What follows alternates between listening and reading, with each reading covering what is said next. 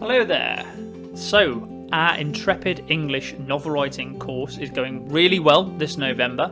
It's being run by one of our teachers, Tom S. And today we're going to be talking to him about a really common mistake that a lot of people make when they're writing novels. Let's check it out.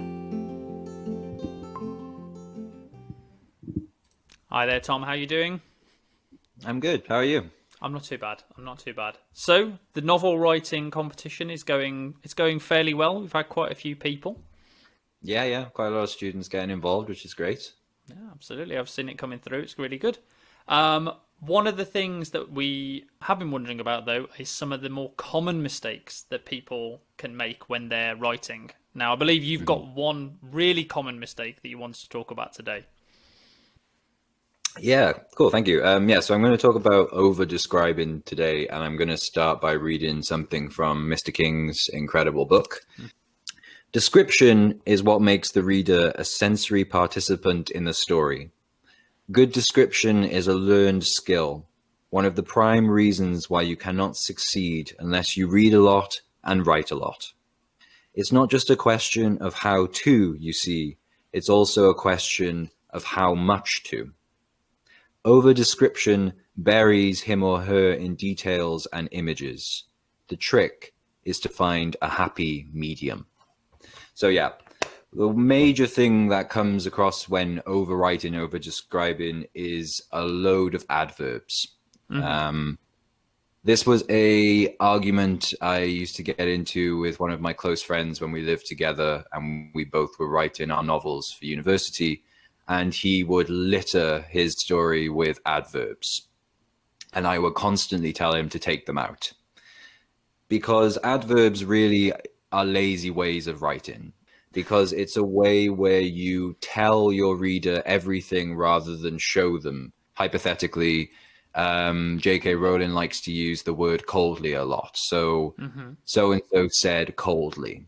That's lazy. You don't need to tell us explicitly that it was cold. You can show that in the way the character is with other characters, in the way they speak, in the way they move, in the way that you describe how they look. All of this should tell you that they're cold without you saying outright they speak coldly. So it comes back to what you said in a previous video, which is you should always show and rarely tell. I think infrequently tell is what you said.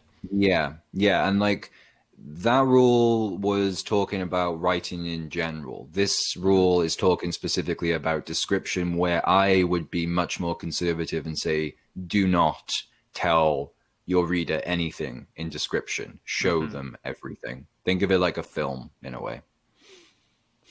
Okay, so we have the problem. How do we overcome that then?